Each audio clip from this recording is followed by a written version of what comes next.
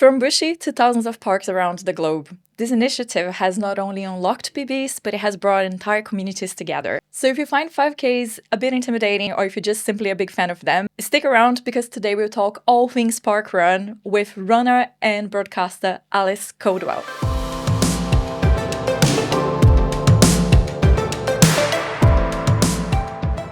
Welcome back to Uplift Conversations. We are here today with myself, Zyra, we've got Evie, and we've got Alice with us. Hi, Alice. So nice to be here. Thank you for coming. We don't have Jess today, but Alice is in the hot seat. And would you like to introduce yourself? I'm Alice. I'm a runner, a broadcaster, and now I work at Parkrun. How did you start your running journey? For me, I've not really always considered myself a runner. So to call myself a runner now is something that's really cool. I've been running for about 7 years now. Wow. I used to work in breakfast radio, so often running would be my kind of thing to do after work to decompress from the news. And since then, I've really picked up on my running journey and now really excitingly work at Parkrun. That's amazing. It's so funny because we've met through running, but we both were not runners originally, right? Because my journey also started about 10 years ago, but I hated running. It wasn't a thing that I ever thought of myself as, as a runner. Exactly. And I think growing up as well, I really struggled at school to find my thing in PE. I would hate running. And I remember vividly thinking back to PE lessons where I would be the one trying to forge notes to get out of PE or to kind of hide in the corner of the field when we did cross country so that I didn't have to do that extra lap. And so to now be running is really great. And hopefully we can encourage more people to get involved in it as well, because it's an amazing tool to use for headspace and for our whole well-being. Yeah, 100%. And you were mentioning before when we were chatting a little bit about how your running journey started. Do you mind telling us a little bit about the backstory and how you got into running? I never considered myself a runner before. And it was actually when I got to my final year of university and I'd had a really difficult summer with my mental well-being. 2 people very close to me had died that summer and I came back into my final year and I remember going into a room with kind of the uni counselling support team, I guess. And quite quickly they were like, okay, we recommend that you actually drop out of uni. And I was thinking, but I've got this far, no. And so I tried a few different things and I remember going to my doctor and she actually gave me a social prescription for Parkrun. And I remember turning around to her and saying, but I'm really not a runner. Like I couldn't even run for 2 minutes at this point. So I found a local Couch to 5K group as part of the uni with a lovely woman called Susie. And she took me on that whole journey and got me running within a few months. And this whole journey kind of finished at Parkrun. That was I suppose it was kind of a graduation ceremony for our Couch to 5K group. So I went down to Parkrun and I remember the atmosphere was just so magical and everyone was so supportive. And it was really nice to find that. And from then I joined a running club and kind of, did lots of social runs with them and kept up my park runs as well. So much there. So your first 5K was actually at Parkrun, the first time that you ran the distance as part of the Couch to 5K. Exactly, yeah. That's incredible. And did you know what social prescription was? Because it was something that I had no idea. Yeah, so I think social prescribing for Parkrun actually started just the year before I was recommended it by my GP. And it's something which is becoming more and more common now. We know the power of being outside, for example, and getting moving. And I suppose it's just an alternative support route that's there for people to either work in tandem with something else or to just kind of signpost someone in the right direction. So to be part of that was a really special moment. That's so nice. And I think it took us about a year. We talked a lot about Couch to 5K and we explained what it was. But I think we throw the word parkrun out there. And we've only realized when we were planning for this episode that we never actually explained what it was. So do you mind telling us, just in very lame terms, what is Parkrun? Yeah, so Parkrun is a global charity, and Parkrun has events which take place every Saturday morning and every Sunday morning across the UK, but also across the world. So every Saturday morning, Parkrun has 5K free community events which are put on by volunteers, where you can walk, run, jog, volunteer, cheer if you want, just to be part of the moment. And then on Sunday mornings, we have junior parkrun. So a chance for 4 to 14-year-olds and their families to take part in a very similar event, but 2 kilometres, so a slightly shorter distance. Which I still find, I can't believe, like, it started as 5 or 6 years old? 4 is the youngest. Wow. And they are speedy. I bet. Very speedy. And I can't imagine myself when I was particularly when I was a 7 or 8-year-old, I was very overweight as a child. I couldn't even run for the bus, let alone, do 2K. So it's so impressive that they do. Yeah, I think when I think back to my time growing up and my kind of relationship with running and at school, I think that junior parkrun would have just been that missing puzzle piece, I guess, to be a really happy and positive environment. And we see kids come down for so many different reasons. They want to beat their personal best, they want to make friends, come with their whole family, because we see parents and carers running alongside with them. So yeah, it's really cool. The other aspect of it as well is that, for a child that is not necessarily the most sporty child, cross country can be intimidating. Track and field can be intimidating because they're not necessarily the one that can, run the fastest. But parkrun just breaks down all those barriers and makes it so inclusive, doesn't it? Yeah, for sure. It's all about the whole community element, I suppose, and the fact that you can come down and volunteer or just cheer alongside is something which is quite unique, I think. And Parkrun has this really special thing where in the park at 8 o'clock, you wouldn't know that it was about to take place. And then all of a sudden, these teams of volunteers come down and they put out these plastic cones and pop on their high vis. And then parkrun happens, and then it's all packed away into a box and magically disappears until the following week. So it's a great kind of time for the whole community to come together. Yeah. Evie, have you done a parkrun? No. Oh my God, I know. I need to do one. I really do. But I get really anxious, right, at the start of a race because there's so many people around, because I'm like, But that's the thing with parkrun, you see. I mean, that's it. It's not a race. Parkrun is not a race. And even though I suppose there are routes there which might kind of correlate with a race element, racing yourself, it's definitely not a race. Yeah, but that's actually a really good point, that it started as a time trial, hasn't it? Yeah, so in Bushy Park. That's it. Yeah, very local, which is, we're not too far from Bushy Park. We are just in Barnes at the moment. So yeah, it started really just across the river from us. And do you have any numbers? Do you know? I'm unprepared for that, but I don't know exactly what year it started. Yeah, so Parkrun started in 2004. So 2004. Yeah, it's been going for over 20 years now. And as you say, 13 people took part came down to run, and 5 people were there volunteering. And it all started the very first one. And it started with a man called Paul, who actually was injured and not running himself. And he admits this was a bit of a selfish thing for him, because he wanted to get all his friends there to have this social event, and not just to have a run, but to go for a coffee afterwards. And that's where the whole idea started. It was called a time trial, Bushy Park time trial. But there were no marshals, there were no barcodes, nothing to be scanned. There were just some washers which had the numbers punched out on them. And 13 people took part in this time trial, with others volunteering.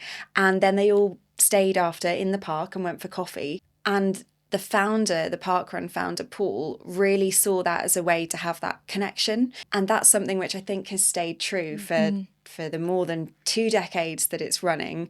Parkrun hardly any of it really is about the run, actually. It's about that community connection, and then staying on after, if you can, for a coffee and making new friends and connecting with other people in your community. So yeah, it's something which is really special. I can totally relate to this because when I started my parkrun journey as a solo runner, and then soon after I met people from my local running club because I saw their vests at parkrun, and also a friend of mine kept saying like, no, you can run the 10 kilometers one they used to do on a Wednesday. But then it became my Saturday routine that, just go for a brunch afterwards. And then as soon as I broke my knee, like the first thing that I did was sign up to volunteer for like the weeks to come, because I just didn't want to miss out on meeting my friends every Saturday. I had already missed out on all the runs. I wanted to have the continuity of just seeing them. So the idea that you can volunteer and then still take part whatever way, even when you're injured. But it's interesting. I didn't know that Paul was injured when this all started, and it wasn't just because he could run. It was actually quite the opposite. That's fascinating. Yeah, and amazing that it's kind of stayed that same format for so many years. But it wasn't for about 3 years, I think, afterwards that the second parkrun started. And then later on in that year, the first one out of London started in Leeds at Woodhouse Moor, and it's really spiraled. And then a few years later, Junior Parkrun was born, and Junior Parkrun's been going now for nearly 16 years. So it's grown into something which I don't think the team who founded it ever thought it would grow to be. And now to have nearly 3,000, so there are 2,800 events taking place every weekend in more than 20 countries. There are 23 countries that have parkrun around the world.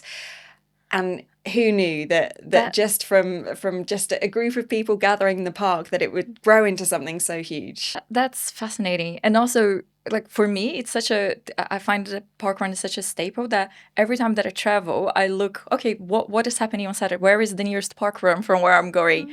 And whenever I come across a city that for whatever reason doesn't have parkrun yet, I'm like, oh, should I have booked elsewhere? Rejigged your holiday planning around parkrun. Yeah, it's not as fun, because I do a lot of my holiday traveling is running related. But even when it's not, I always look for the nearest parkrun to where I'm staying. And to think that there was a time when this didn't exist, it just feels so impossible to imagine these days. So many people have it as part of their weekend now, and to have hundreds of thousands of people heading down on Saturday and Sunday mornings is mad when you think, before what even took place at the weekend, And also the fact it's free. Yeah. That's just wild, isn't it? That anyone can just go rock up and they don't even have to run. They could potentially walk, and it costs $0. Yeah, so I mean, free to participate, which is something that will always be the case forever. And I mean, Parkrun's a charity, so lots of people can kind of fundraise for Parkrun as well, be it with their own kind of running journeys if they want to fundraise while running a marathon and things, and that helps keep it going. So it's So just dialing back a tiny little bit from where you started to where you are today, because you went from not a runner to a marathon runner. So do you want to tell us just a little bit more the in-between journey, and then now you're working with Parkrun. So do you want to just, dial us back and then tell us a little bit more of your story? Yeah, it feels totally full circle, I think, to have gone through all of that. But so after kind of taking part in my first parkrun in 2019. From then I joined my local running group, and that was great. And I think that just kind of ignited a spark and I guess a love of movement, a love of fitness, which I hadn't seen before. I think you can so often, particularly teenage girls, grow up hating sport or not finding their thing, their sport, their movement. And for me, that had definitely been the case. I did a lot of dancing when I was little, and that was my thing. But from kind of my time at university, I got more involved in running, and then that built out into strength training and working out ways that I could support my running. And I made this promise to myself that I would run a marathon one day. So when the chance came to run the London Marathon, well, you can't really turn that down. So I ran the London Marathon in 2024, which was epic. I mean, it's everything as cool as you'd imagine it to be. But to be on that start line was a huge journey. And I think often with things like a marathon or an ultra marathon, even, people say actually that's just your victory lap. The whole training to get to that point is the journey. And it felt like that for me, because you're putting in so many miles, you'll know, at weekends to get to that point and to train and be ready. So yeah, it was a really nice way to celebrate. And I had covered the London Marathon before a couple of times as a journalist. So I've been on the start line with a microphone, just being so jealous of everybody running it in their trainers. And then to be able to take part myself was really cool. It just took me right back to that year, because it was also the year when I ran the London Marathon. Yes. And I was running for charity, and it was my 10th. But it's funny that there is something about the London Marathon that I can't quite put my finger on, but I was so emotional just at the starting line. I think more than the finish line of, like you said, all the training and everything that goes into it. I think it's such a victory just to be there at the start. But that's an incredible journey to go from not a runner to full-on marathon runner. I'm trying to convince Evie next in line. My furthest is a 10K. A 10K is amazing though. That's. But everyone keeps being like, half marathon, marathon. I'm like, no. 10K is enough for me. Yeah, but bear in mind, this time last year, she was like, I'm never running. I'm not a runner. I'm never running a race. I'm never doing a 10K. Next we know. It's a slippery slope, Evie. You say. I know. Maybe in the future. We'll see. See how it goes.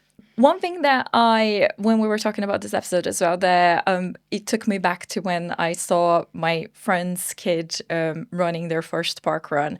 I remember seeing him on the pram, and from a very young age to then becoming old enough that he could run the whole 5, or just the finish line of the last 200 meter sprint of the 5K one, and then the first ever full park run that he ran by himself. But can you tell us a little bit more about how kids can actually take part in junior park run today? Because I think not many people know about it. Even runners that are used to doing the 5K, I didn't know about junior park run until quite recently. I dare say, like maybe 3 years ago, when I saw it in Wimbledon Park. Can you tell us a little bit more about how did that come about, and how can kids take part? Yeah, I mean, if you thought parkrun was cool, you wait till you see junior parkrun, because it is even cooler. You have a warm-up where there's loads of kind of fun moves, and people are doing, I don't know, like skiing movements, or they might be doing swimming arms like this to get them ready, which is great. And children get wristbands when they take part. So if you do a certain number of junior parkruns, then you get a free wristband, which is great. And we see children just kind of get the bug and keep coming back. So as we talked about, it starts at 4, junior parkruns for 4 to 14-year-olds, but for grown-ups as well, because we encourage grown-ups to run alongside with them. And there might be grown-ups actually that for them the 5K might be a bit too far, and 2K feels like a great distance for them as well. So it's something that the whole family can get involved in. But we see children walking, jogging, running, wheeling around the 2K in parks or along seafronts and promenades all over the UK. And there are junior parkruns in Ireland and Australia as well. So every weekend, about 30,000 children take part, which is amazing. And it's something which lots of children feel really boosts their happiness. We know that it improves happiness by 70-80%, which is a huge thing. And it can all be done in about an hour, and then they head home and enjoy the rest of their Sunday. So it's a really special place. That's such a good point that you made as well, about adults that may find the 5K distance intimidating. What a great entry point to be able to just follow their child, isn't it? And so many children have their adults with them. So we know that for every 100 children that take part in a junior parkrun and cross that line, nearly 50 adults are also running or walking or taking part in that distance. So it can be a good and more accessible point for adults to start their journey into running as well. And I think it would actually feel quite nice to put the spotlight on the children. The spotlight isn't on you because it's the child that's taking part. You're just kind of going along with them. So it takes the pressure off, definitely, for grown-ups, I think, as well. So it's not a prerequisite for the grown-up to run with the child, No, but they can if they want to. Exactly. And the setup of Junior Parkrun is great in that there is a marshal within eye line of the next marshal. So you can just have a child run the whole 2 kilometres or walk the whole 2 kilometres and know that they're supported by that volunteer marshal team and they're in a safe environment. But yeah, of course, we encourage grown-ups to get involved and do the silly warm-ups like this as well. And it's, I guess, just in case if you guys have been under a rock for whatever reason and have never seen a park run, you don't have to run the whole distance, right? So it's the same thing with junior park run. You can run, walk, you just need to complete somehow.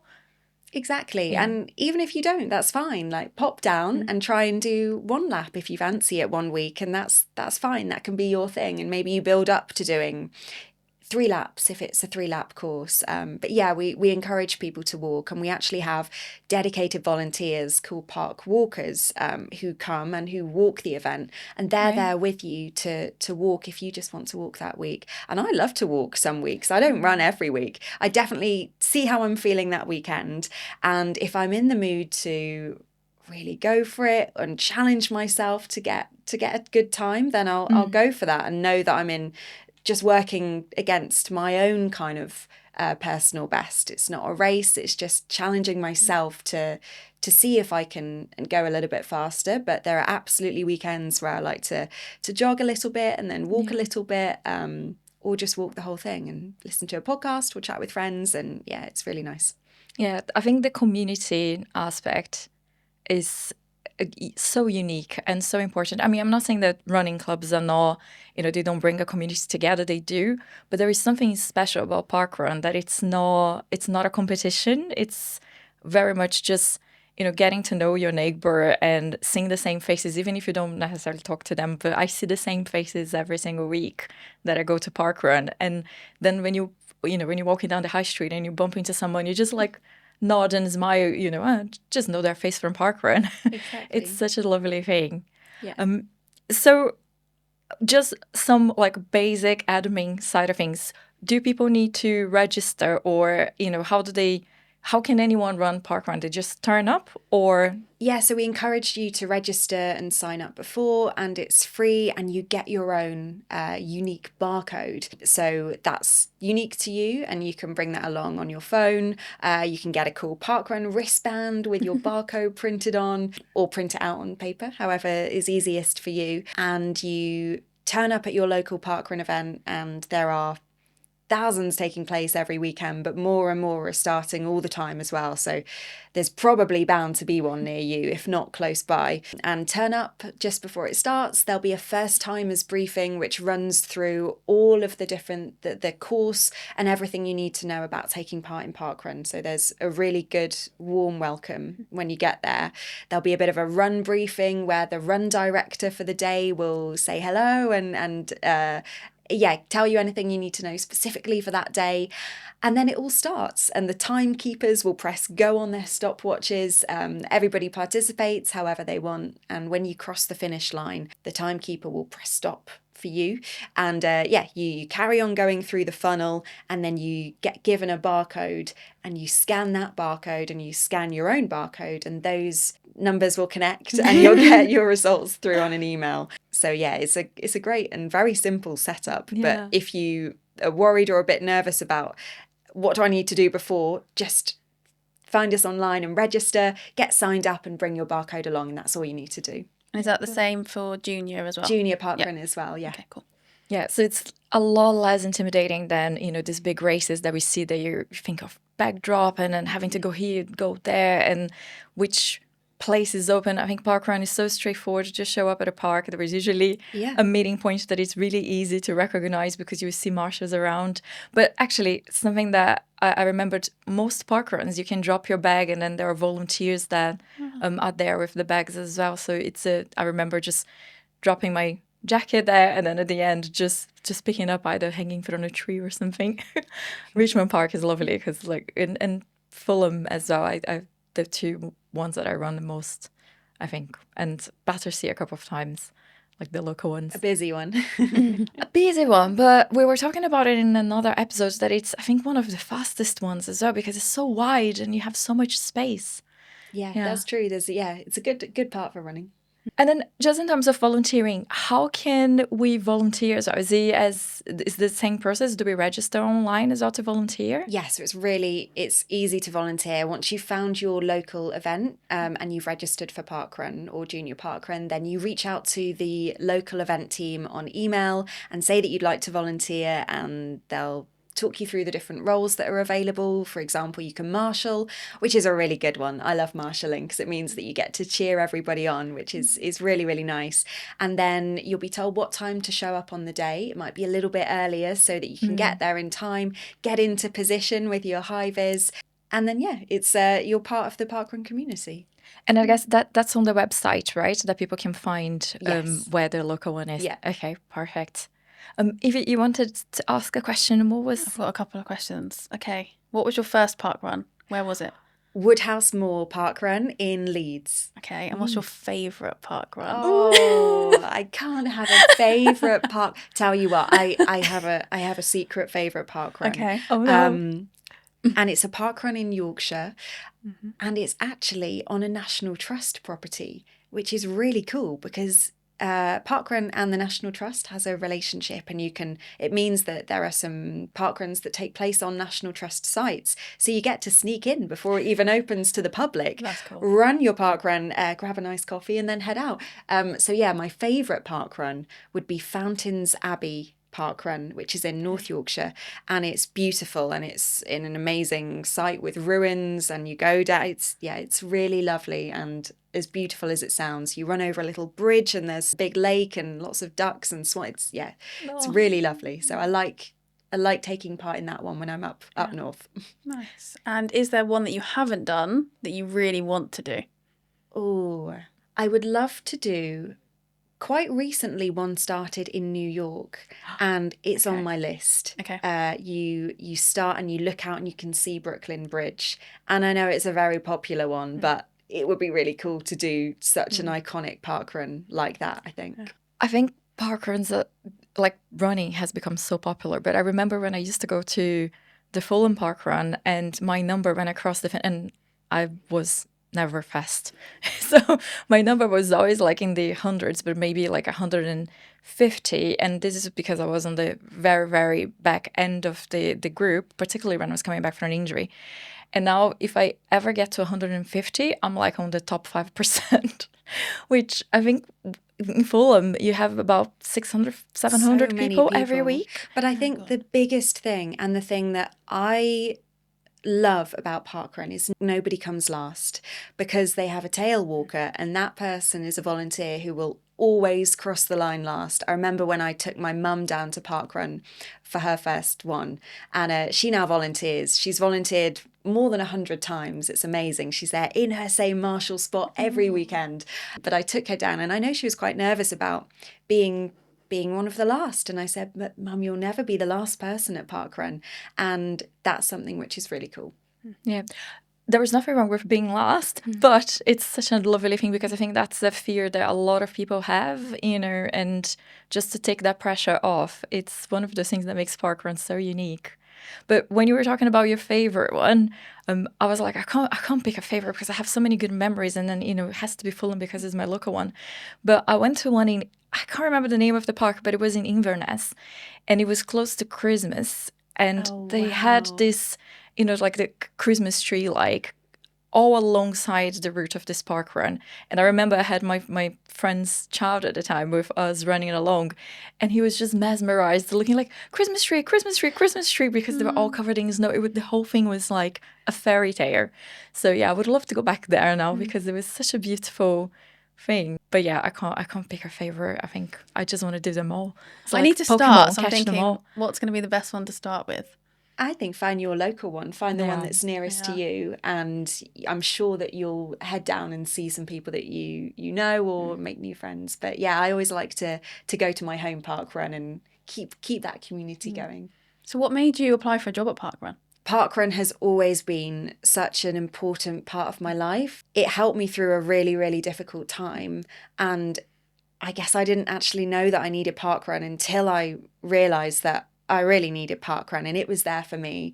And when an opportunity came up to be part of the junior parkrun team and inspire the next generation to start their parkrun journey and encourage more families to take part, yeah, it was a no-brainer. Parkrun has done more for mental health and people's confidence and just general well-being than, I don't know, I can't think of any other initiative or anything else that has happened in recent times that has had such a widespread impact that, a lot of non-runners have become runners, I think, partially because of this. I wouldn't have continued running if it wasn't for, having started my journey at Parkrun that led to running club, that led to marathon #1, that led to, where I am today. Alice, it's been so wonderful to have you here with us. It was such a pleasure. And hopefully, guys, you've all learned a little bit more about Parkrun. And then whenever we throw the word out there, it's not going to be a complete wait, what are they talking about? And I guess, do you have any final messages for our listeners and people watching us to take part, or anything else that you would like to share with them? Yeah, if you haven't taken part in parkrun before, I would 100% recommend that you find your local parkrun and try it. Same for junior parkrun. If you know that there's a 4 to 14-year-old in your world that might really benefit from taking part in junior parkrun, then I'd love for you to share the word. Thanks, guys. And then just one little disclaimer. Subscribe, and Jazz will be back soon. She's just very busy at the moment, but she will be back with us on the next episode. So yeah, thank you so much. Bye.